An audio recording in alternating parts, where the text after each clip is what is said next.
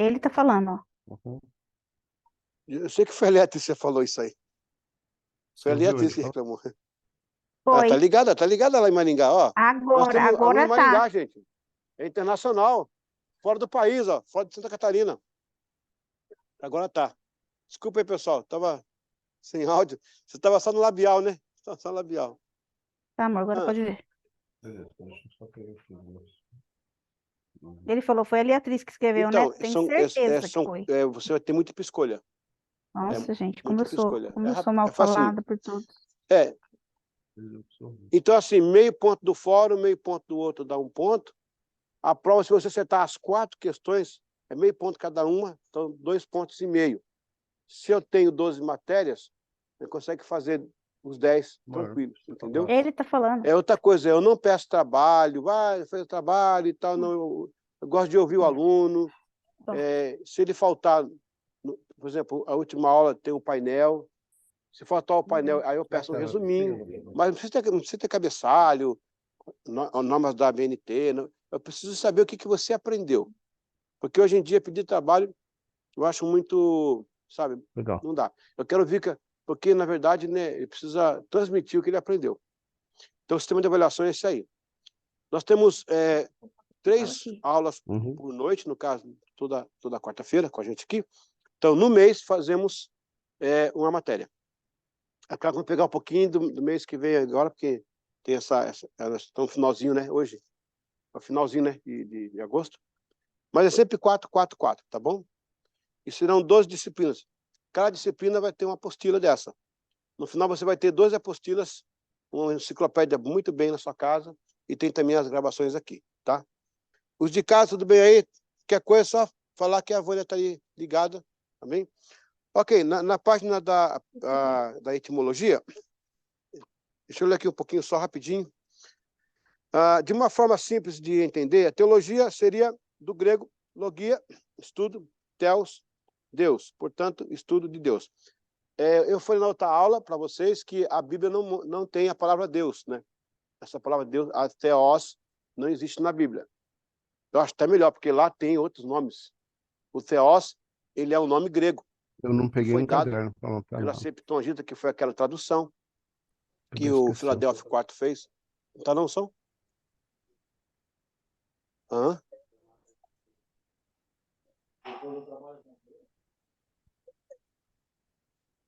Eu pedi, é verdade, eu pedi para ele fazer isso aqui. Eu falei com o Léo, foi Léo, sobre isso? Que ele não fez isso, né? Agora vamos usar assim mesmo. Mas está aí, a matéria está aí. Acho que tem ali, amor. Ó. É o caderninho do lado. Então, como eu estava falando, então, os gregos que deram esse nome, né? Aí a Septuaginta, para fazer a escritura mais entendida, então aceitaram isso aí. Mas, na verdade, é Elohim, é o Shaddai, é Yahvé, Iá, são vários, aí é eterno, poderoso, supremo, é ele mesmo, altíssimo, tremendo, né? Poderoso, tá certo, é isso mesmo. Porque se você condicionar Deus ao pronome, à nomenclatura Deus, você confina ele com os outros deuses. E, falando em termos mais metafísicos, se você tem um recipiente, um elemento cabe no recipiente, logo, metafísica, ele é menor que o recipiente. Então, Deus não cabe em lugar nenhum. Ele é maravilhoso, muito grande, supremo, eterno, poderoso, então não se compara a nenhum outro Deus. E quando ele pede só para ele adoração, não é que ele é exclusivista ou ele seja egoísta, só quer para ele. É porque na categoria dele não tem outro Deus. A disputa é quando tem um semelhante, não tem, ele é único. Então a ele toda a honra e toda a glória. Não é questão de egoísmo. Ele é o sonho e acabou, e fechou embaixo, fechou em cima, não tem jeito, né? Amém? No entanto, por ser estudo de Deus, sua abrangência é de extrema importância, o que dá ao estudo uma responsabilidade augusta. A terminologia em si não caracteriza o peso e a profundidade que o termo nos oferece. Portanto, estudar Deus, ainda que seja inesgotável, pode nos ajudar a compreender sua obra, seu desígnio, sua ação, humanidade. Nossa tarefa é estudar, ao mesmo tempo deixar que o Espírito Santo nos conduza, na melhor compreensão, pois Jesus disse, ele vos guiará em toda a verdade. Então, nós não estamos estudando Deus, na verdade, a gente vai estudar os movimentos de Deus, porque seria muito insano eu dizer que o finito explica o infinito. Não tem jeito. Eu fiz um curso chamado, eu não gosto de falar esse curso, mas é mestrado em divindade. Eu acho que ninguém tem que ser mestre em divindade. Você pode ser mestre em outra coisa, né? Divindade não tem como. Doutor em divindade. Não, melhor te falar teologia. Mas você vai estudar os movimentos de Deus. Estudar ele em si é mais difícil. Você pode ter uma ideia de quem seja ele. Vai ter uma aula que eu vou abrir aqui. Deus por dentro. A pessoa ficou assim. A terminologia, né, gente? Não é Deus em si. Isso é uma forma de falar. Eu vou abrir aqui uma compreensão do que seja Deus dentro dos seus atributos, porque Deus é composto de sinais internos e externos. Os sinais internos dele são 3, que são as características onis: onisciente, onipresente, né, onipotente. E os sinais externos, aí vem bondade, amor, justiça, graça. Os externos é o que ele se caracteriza, é o caráter dele, né? Os internos é onde ele emana a sua essência. A gente vai entrar um dia aí dentro, é meio complicado esse dia, mas a gente vai conseguir chegar lá, tá bom? Então, a etimologia de Deus é nessa base. Muito interessante isso aqui, Theos, assistir. Logia, estudo de Deus. Na verdade, a palavra Theos, ela foi cunhada por Sócrates há muito tempo atrás. Ele não era cristão, né? Porque ele dista 3 séculos antes. Mas a igreja importou. É como no caso da palavra presbíterum. Presbítero não é nosso. Eclesia, igreja também não é nosso. Diácono são termos que os gregos usavam anteriormente. Para presidir uma reunião, tinha que ter um presidente, um presbíterum. Quem ia auxiliar ele seria os diáconos. E a eclesia era uma freguesia, uma chamada que o pessoal só fazia para resolver um problema de bairro, né, em questão. Então, aí, quando a igreja vem, ela importa esses termos e ela cristalizou. Hoje, falar em presbítero, tu fala de igreja, mas não é termos evangélicos, termo cristão, né? Foi adquirido depois. Vira a página aí. Aí vem a origem. Essa parte aqui é muito interessante. Embora o termo teologia seja emprestado do vocabulário grego, é amplamente abraçado pela comunidade cristã,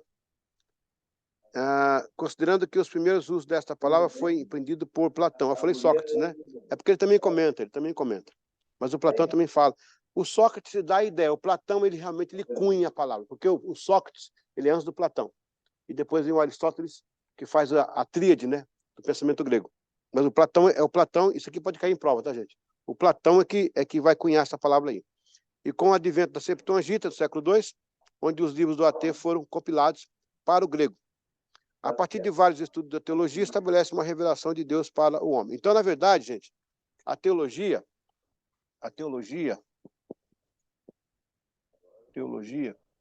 ela é uma Ô, Camila, o WhatsApp funciona agora? Não, só horário comercial de cheque, né?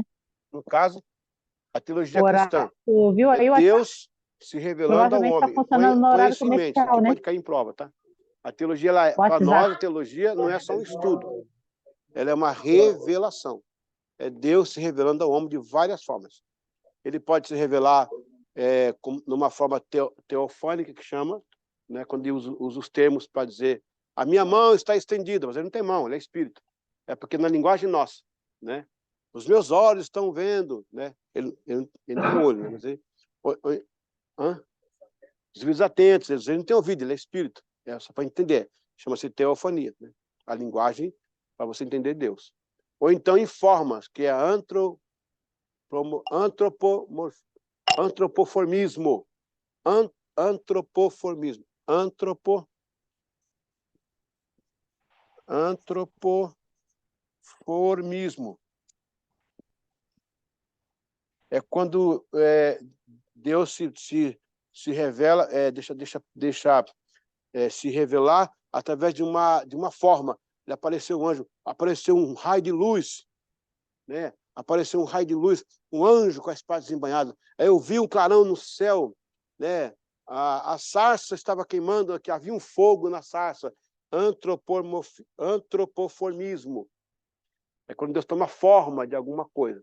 Teofania é quando ele ele verbaliza quem ele é através da palavra para identificar alguma coisa, tipo Deus se entristeceu, né? Tem até um termo que fala assim que Deus se arrependeu de ter feito homem. A tradução não é essa. Deus se entristeceu de ter feito o homem. Isso muda completamente o contexto, né? Então, na verdade, a teologia é uma revelação, é Deus se revelando ao homem. E a revelação dele de várias formas possíveis, né? De várias formas possíveis. Ele usou vários tipos de revelação, vários tipos de aproximação com o homem. Ele usou uma sarça que ardia, ele fez o sol parar no céu, ele estava se revelando sempre. Moisés viu Deus pelas costas. Então, na verdade, e aí, como é que ele viu Deus pelas costas? Moisés viu algo que eu não sei explicar para vocês, mas ele viu. Ele viu Deus pelas... Deus tem costa? Então, quer dizer que Deus se tornou ali uma aparência humana para que Moisés tivesse uma ideia. E viu pela fenda da rocha. Essa rocha significa o pecado que separa nós e Deus. A fenda é a graça. A graça rompeu a rocha. E hoje eu me aproximo dele e ele de mim. A fenda é a rocha. E aí vem aquela pergunta: por que ninguém sabe onde é que está o corpo de Moisés? O anjo disputou, né? Uma vez está lá em Judas, que o anjo disputou. E perguntou para Miguel: onde é que está o corpo? E Miguel falou: nem o Senhor, ninguém sabe, só o Senhor te repreenda. Nem Miguel sabe, Deus colocou o corpo dele num lugar que ninguém sabe. Bom, há muitas coisas que você pode pensar. Eu estou conjecturando. Por que Deus escondeu o corpo de Moisés? O único mortal que morreu com a carne e ninguém sabe onde ele está. Muito bem. Você sabe que osso de águia, osso de galinha, você encontra na rua, osso de cavalo, osso de cachorro, osso de águia, ninguém nunca viu. Quando a águia sabe que vai morrer, ela sobe o mais alto possível, não dá gostinho para o urubu comer a carne dela. Nenhum urubu tocou em uma águia. Ela não deixa. Ela sabe que não vai morrer. Então ela vai onde o urubu não consegue ir, no raio de efeito. Por isso que chama aquela expressão urubu cansado. Não consegue ir. Por quê? A águia não quer dar um gosto. Deus não quis dar gosto para a morte levar os olhos que viram a sua glória. Moisés. Não, isso é muito forte. Foi o único mortal na terra. Eu não vou falar de Jesus porque eu não vou entrar nesse campo, mas Moisés foi o único que viu Deus pelas costas. Deus não ia deixar a morte levar os olhos que viram a sua glória. Exatamente por isso. Para não dar à morte o gosto de levar um corpo que viu a sua glória. Também, esse ponto que eu ia entrar também, você adiantou minha fala, é isso mesmo. Exato. Exato. É a Arca do Concerto também. A Arca do Concerto foi levada também. E aí vai. E Moisés tem essa... Nós vamos entrar depois, lá na frente, em outra matéria, um pouco mais fundo sobre isso aí. Então, a origem dessa palavra, para nós, ela vem como revelação. Vamos continuar aqui no contexto? Ó, você está vendo que eu não estou lendo a apostila, dando só uma olhadinha por cima. Essa apostila é para você ler em casa. Porque se você vir para cá para ficar lendo a apostila, então não vem, fica em casa lendo a apostila. Eu vim dar aula. Então eu dou uma lidinha por cima aqui, eu posso pular um parágrafo. Se você achar que tem uma coisa importante que eu pulei no parágrafo, você pode falar, que a gente vai parar, e eu vou usar mais o quadro que eu puder. No contexto aqui, a teologia é sobre Deus, todavia, o centro da sua atenção é a humanidade. Então, por isso que torna a teologia um mecanismo antropológico também. Porque Deus se relaciona com o homem. Deus não se revela ao animal. O boi não está nem aí quem é Deus. Nem o cavalo, ninguém. Deus se revela ao homem. Interessante. A teologia é elaborada no contexto da cultura humana. A teologia, especialmente em seu sentido avançado e técnico, deve relacionar os ensinos das escrituras com os dados encontrados em outras disciplinas que lidam com o mesmo assunto em questão. Não obstante ela ser abstrata, não faria sentido a teologia ser algo amplamente fictício, pois seu sentido de ser se concretiza dentro do habitat humano. Muito bem. A teologia, ao mesmo tempo que ela é palpável, desculpa, palpável. Ao mesmo tempo que ela é abstrata, é um tema abstrato, mas ela é empírica. O que é o empírico? O empírico, ele aproxima o abstrato do real. Porque, por exemplo, o empirismo é uma escola que começou... se eu não me engano, Aristóteles fala alguma coisa sobre isso. Epa! O mundo está furioso, hein? O Aristóteles fala sobre isso, mas quem é o pai do empirismo? John Locke. Erasmo é... Não, John Locke, com certeza, John Locke, século XIV. O empirismo é o sensor externo e estranho. O que é externo e estranho? É empírico. A emoção que eu sinto, ela é empírica. Olha, veja bem, a emoção é abstrata, certo? Eu não consigo tocar na emoção. Mas ela me faz chorar, me faz sorrir, né? A emoção me faz ter raiva. E a raiva, não sei se alguém trabalha com neurociência aqui, a raiva, ela transforma o sentimento em neurônios que faz uma combinação, uma comunicação no cérebro e se torna assim, abala o sistema nervoso, enrijece a pele, cria doença e vai para aí afora. Você vê, o empírico que eu não toco é um sensor externo e estranho. A teologia é isso aí. Ela é um sensor externo e estranho, porque eu não vejo, mas ele fala comigo. Ele me toca, ele me perdoa. Eu sinto paz, eu sinto a minha salvação em Cristo Jesus. Eu fui curado. Aleluia. Eu fui tocado. Eu fui batizado com o Espírito Santo. Como é que é isso? Onde é que está? Toca onde? Não toca, não tem, está no ar. É empírico.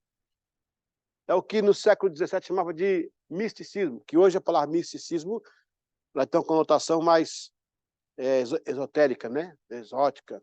Esotérica, exótica? Por aí. Esotérica, né? Eu fui cantar numa igreja, a irmã falou assim, está com o nosso pastor Eliseu? Ele canta, toca, prega, ensina, ele tem um ministério exótico. Aí o pastor falou, acho que é eclético, mano. Eclético, não é exótico, não. Não tem nada de exótico, não. É eclético. Então, o empirismo, né? Ele é isso. Quando eu prego, por exemplo, domingo eu preguei aqui na igreja, ou quando outro pastor prega, outra pessoa prega, você chora, você sente, você agradece a Deus, louva a Deus. Tem hora que Deus te usa. Tem hora que Deus me usa, você fala assim, mas por que eu, né? Eu não tenho nada para ser usado, ele quer me usar. Entendeu? Quando faz os teatros ali, o DG faz o teatro, ele se sente aquela emoção, o pessoal trabalha a dança, mas não tem nada que eu possa pegar, eu sinto, é empírico. Então, a teologia, ela é empírica. Só que, na base do empirismo, se colocar as emoções juntas, a teologia transforma, porque ela revela Deus. E tem coisa sensorial que vai te arruinar, que vai prejudicar você. A teologia te coloca para cima, ela te levanta, ela te honra, ela revela Deus. É muito mais excelente. Por isso que a gente fala desse contexto. Então, na verdade, quando você acha que a teologia é só sobre Deus, não, é de um Deus que se relaciona com o homem. E um homem que... A Bíblia é um livro, é um romance de um homem, de um Deus procurando um homem e um homem procurando Deus. Gente, aquele encontro de Moisés com Deus, lá no Sinai, ali é um romance tão lindo, porque havia 215 anos que Deus não tinha contato direto com o seu povo. O último foi com Jacó, no Vale de Jaboque. Depois, talvez José. Mas o fato é que ficou aquele tempo todo, e aquele dia Deus se arrumou no céu e falou, hoje eu vou descer. Os anjos olharam, vai ser hoje, de Moisés. E Moisés foi a criada. Moisés é de uma geração que não conheceu, né?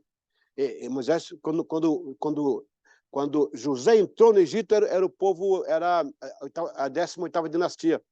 Moisés já era o povo Ixo. Então, ele não tinha conhecimento nenhum. Mas ele sabia que tinha um Deus em Israel, que não era igual o Deus Amon-Ra do Egito, que era um Deus invisível, era um Deus que falava, que fazia fogo sair do céu e tal. E tem as histórias que eles contavam. E Moisés, ele vivia no deserto assim, quem sabe um dia eu vou encontrar com ele. Sabe aquele negócio de romance, né, aquele primeiro encontro? Deus se ajeita, o céu para, ele desce no Sinai. Gente, que manhã aquela que Moisés teve, hein? Eu já fui no Sinai 3 vezes. O local onde fala que era a sarça, já é uma igreja lá de Santa Catarina. O nome da igreja é Santa Catarina, não da igreja, Santa Catarina. É da Santa Catarina deles lá, né? mas eu tive ali, eu piso naquele lugar, como é que foi aquele dia aqui, né? Aquela revelação. É sempre assim, ó, a teologia é Deus se revelando. O meu desejo nesse curso é que Deus se revele a você. Eu não quero que você tenha conhecimento científico, saia daqui um acadêmico. Você saia daqui uma pessoa cheia de Deus, falando Deus pelos poros, saindo pelos ouvidos. Deus, não. Se você cortar o braço, não sai sangue, sai Deus. Né? Não tem mais sangue, tem Deus. Né? Todo o seu corpo, glória a Deus. Aleluia, amém? Vamos à compilação. A turma de casa, tudo bem aí em casa aí? Estamos vindo bem? Beleza? Qualquer coisa, olha, tem um bocado de chat aqui, amor, está vendo aí? Tem um monte de chat aqui, ó. Acho que consegui, desculpe. Poderia mutar o seu áudio? Ah, sim. Ah, entre eles lá, alguém está com o áudio aberto. É que eu não tenho controle de áudio aqui, realmente. Alguém tem que fechar o áudio aí. Se puder, a câmera aberta, senão a gente entende, mas... Ah, tá certo. Ok, compilação. Investigação e compilação. A construção da teologia é concebida a partir de narrativas in loco. Pessoal de casa, é o seguinte, daqui a pouco vai dar 10 minutos para terminar a aula, tá? Vocês ficam aí, eu vou tomar uma aguinha rapidinho, que eu já vou dar o outro link para a próxima aula, tá bom? A gente vai ter 9h30 aí. Tá certo? Pronto, bem. A construção da teologia é concebida a partir de narrativas in loco, observando uma coerência de fatos entrelaçados. Desde o primeiro século, a sua primeira construção foi obtida de testemunhas oculares, as quais foram contando fatos, milagres, ensinos, porém, com o surgimento da perseguição contra os cristãos, a necessidade de levar a palavra de Deus para lugares distantes, o zelo por um evangelho mais ortodoxo possível, a teologia passou a ser um núcleo constante de discussão, ênfase, retóricas, apologias, refutação. A partir desse momento, o nome tronco permanece, mas os ramos se multiplicam. Então, na verdade, a teologia ela vai ter alguns ramos, né? Eu tenho, no caso, a teologia central ou geral, mas tanto faz, central, né? Mas aqui eu vou ter algumas teologias, por exemplo, a teologia natural, né? A natural, a teologia sistemática, a teologia pastoral, e aí vai, tem muito, aí tem bastante aí, ó. Teologia calvinista, arminiana, a gente vai entrar nesses pontos. Quando entrar em Armínio, né? Liberal. Ok. Quando entrar em Armínio e Calvino, a nossa igreja é confessional, a nossa igreja é confessional arminiana. Mas eu não vou aqui defender teses, tá? A ideia aqui não é criar um campo de batalha. Eu sou isso, não. Eu tenho que seguir uma ética com o professor. O professor, ele tem a chamada ética acadêmica, ele tem que ensinar a matéria. Agora, o que ele pensa e defende é com ele em particular, né? Quando a aula acabar, se você quiser perguntar como é que eu acho, mas na aula eu vou falar tudo que é o calvinista, né? E tudo que é o arminiano. Claro que eu vou puxar um pouquinho, não. Tudo que é o calvinista, tudo que é o arminiano. E você vai ponderar os dois lados aí. Não vou dar nenhum argumento um contra o outro, eu vou dar, porque são 5 pontos calvinistas e 5 artigos arminianos, né? Em alguns pontos eles se entrelaçam. Porque, deixa eu explicar uma coisa aqui. Uma coisa é uma parede entre nós. Ninguém se vê, ninguém se toca. Outra coisa é uma cerca. Eu te vejo, de vez em quando dou um tchau, de vez em quando estendo a mão por cima da cerca, perto você, perto da sua mão, mas tem o seu limite. Então, na verdade, eu gosto do diálogo. Tem coisa que um tem, que o outro tem, que são bem separatistas, mas tem outras que eles são em comum acordo. Um pouco mais ênfase aqui, um pouco mais ênfase ali, e chega na harmonia. O final é que todo mundo vai para o céu. Todo mundo vai chegar lá. Dizem que o Armínio morreu, chegou no céu, tinha uma faixa com os anjos assim: parabéns, você é predestinado. Dizem que o Calvino morreu, chegou no céu, já está fácil, parabéns, você fez a boa escolha. Então, tudo certo. Deixa eu terminar aqui. A teologia central, você fala assim, estou estudando teologia. É um pouco vago. Nós vamos entrar em vários pontos aqui. A sistemática é a mais complexa. Por quê? A sistemática ela vai dividir as partes, né? Na verdade, a teologia é um clínico geral. a sistemática especialista. Então, teologia do pecado, ramatologia. Aqui, ó, 10 minutinhos agora. Teologia dos anjos, angelologia. Angelologia é estudo das veias, né? Às vezes, corpo humano. Anquilologia, né? Teologia da salvação, soterologia. Teologia das últimas coisas, escatologia. Aí são especialidades que você vai ter que entrar. O nosso curso não faz isso. A gente vai ter cursos fora. Por exemplo, eu lancei agora um curso de arqueologia sobre o Jardim do Éden. Eu estou com várias teses lá, com mapas, tudo. O curso foi ao ar ontem. Quem já fez curso comigo está adquirindo o curso lá por fora, não está nessa matéria aqui. A gente vai entrar, eu vou explicar o que é a teologia liberal.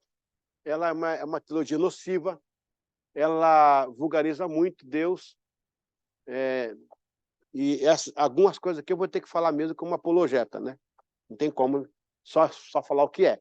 Tem que combater, porque é nocivo, é nocivo.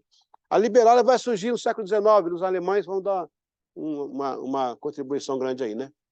A natural, uma teologia natural, por exemplo, os índios não creem em alguma coisa? Não é a mesma coisa que nós estamos falando aqui. Ele fala que é o grande espírito, né? Às vezes adora o sol. É uma teologia. É um teos que eles entendem. Porque você imagina no passado, é claro que a família de Adão tal, conhecia a palavra, conhecia Deus, mas teve ramificações. Os povos se multiplicaram muito. Então as pessoas, por exemplo, eu não creio no uga-buga, não, eu creio como falava.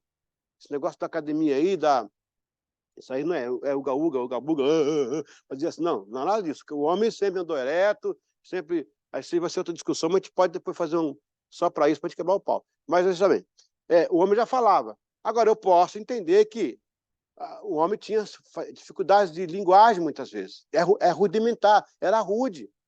Você imagina hoje, a mulher tem essa bênção do Jequiti, e naquela época não tinha nada disso. Como é que era aquela época? Rapaz, imagina um pouquinho isso. Né? Os homens, tudo bem, né? A gente se vira, dá um jeito. Tinha o negócio da clava, né? Da clava, quando você gostava de alguém, né? Dava uma clava assim, a mulher ficava apaixonada. Não sei se isso funciona hoje, mas... Ou seja, eram outros tempos, era meio rudimentar, né? Eu entendo assim, que era rudimentar. Mas o ser humano, ele tem uma deidade dentro dele, a eternidade dentro dele. Nós somos criados à imagem e semelhança de Deus. Veja bem, pastor, e os indígenas que morreram, nasceram, cresceram, morreram sem Jesus? Nunca ouviram falar, vão para o inferno por causa disso? Essas tribos longínquas, esses povos que... Tem povos ainda aí, gente, que a gente não conhece ainda, e que nem conhece civilização, sabia disso? E esse povo vai para o inferno? Espera um pouquinho. Esses povos possuem código de éticas entre eles, códigos de leis. Os animais têm. Os animais têm código de leis. Sabia que o cachorro não bate na cadela? Não bate. Ela bate nele. Mas ele não bate nela. Entendeu? É uma lei deles. É uma lei deles. É só para exemplificar. Se o animal faz assim, pode ser que haja algum contexto também no espiritual. Na teologia. Pessoal de casa, tem 6 minutos aí, daqui a pouco vai cair, a gente volta rapidinho, tá bom? Já volta em seguida, fica um pouquinho aí. Bom, então é o seguinte, esse pessoal que vai morrer sem Jesus, sem Deus, vai para o inferno, eles tinham um código de leis entre eles, um código de ética. Deus os julgará a partir de um desses dispositivos. Mas então por que tem que pregar? Não, é bom pregar, porque quem sabe essas leis não são suficientes para que eles sejam contemplados com a salvação. Veja que vai ter o trono branco. Ora, metafísica. Ora, se terá o trono branco, terá absolvição ou terá condenação. Quem será absolvido? Por quê? Vindo da onde? De que época? Do quê?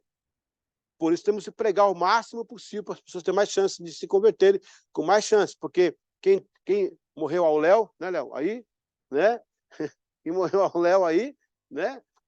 Não sei se vai ter chance. Deus vai usar um código de leis, um código de ética, lá, um dispositivo que ele vai usar, que é uma área que eu não vou entrar, a gente tem que pregar por causa disso aí. Então, a teologia, ela... Sim.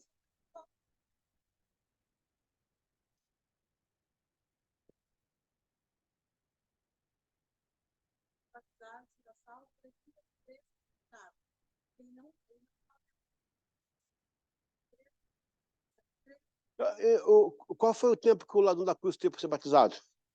Nenhum. Não deu tempo. O batismo, na verdade, ele é uma expressão de que você assumiu a vida nova. Você assumiu. É bom. Publicamente, meu testemunho de vida, eu sou batizado, eu comecei a vida nova. Mas se não vai dar tempo...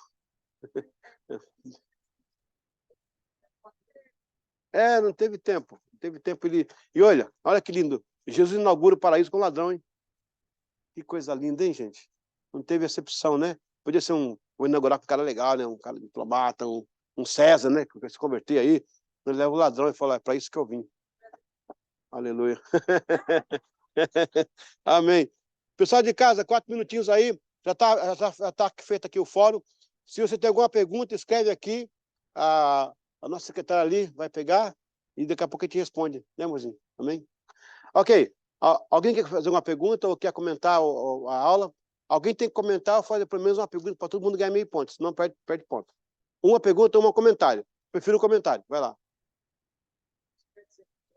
Lá vem. O tom no branco... não. Mas, tá, mas o tom no branco não está na matéria, mas eu vou fazer uma side-letter para você. O tom no branco é tom no justo. Um tom no justo. Não é que seja branco de cor, né? É um tom no justo. Hoje em dia, falar isso, o pessoal fala que está discriminando as cores. Né? Hoje é a geração mimimi. Mas é que na época que foi escrito, há 2.000 anos atrás, a ideia da justiça era uma ideia clara, branca, transparente, sem nenhum tipo de dúvida. Por isso que é o trono branco. É um trono justo, que vai ter justiça. E não é trono de sentar, pessoal, presta atenção. Está sentado no trono. Olha, Deus não senta. Mas como é que fala o trono? Ele estava à direita. Trono é domínio, é governo. Olha a revelação. Trono é domínio, não é cadeira. Isso é a ideia romana do trono, ideia de Roma. Trono é domínio. Mas estava à direita, por justiça, por direito. Olha, vocês estão aqui para aprender, né? É isso aí. Deus não tem um trono que ele senta um velho, sentado no trono barbudo. Não, Deus é... Isso é a ideia de Império Romano.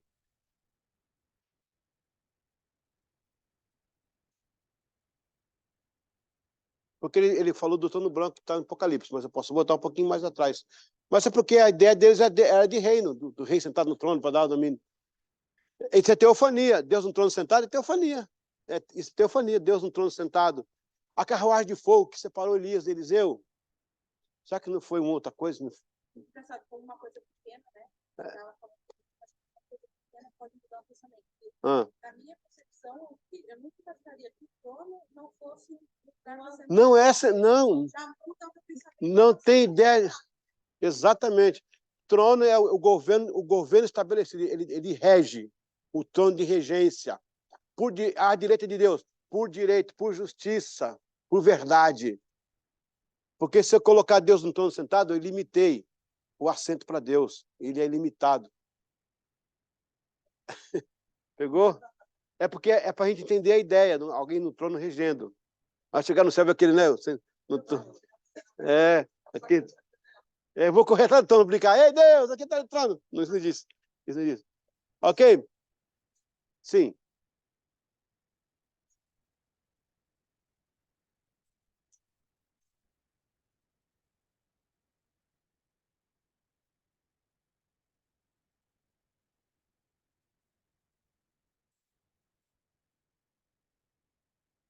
Exato.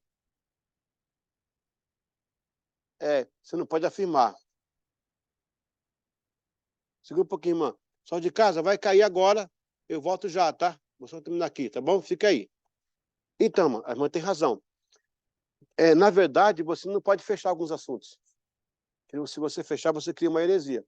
Porque a heresia é criada a partir de como você insere no texto uma palavra, que não existe. A exegese.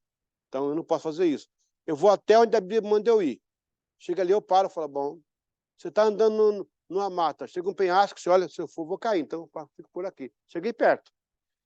A gente tem esse senso nosso humano de justiça, dizer, poxa, eu não vou condenar alguém que não conhecia, não sabia, vou pôr no inferno. Porque chegar no inferno, né? O que foi? Eu não sei o que eu estou fazendo aqui. Diz que é porque eu não conheço Jesus. Quem é Jesus? Né? Mas aí, Deus deu ao homem essa deidade ou esse código moral, esse código ético, para que ele se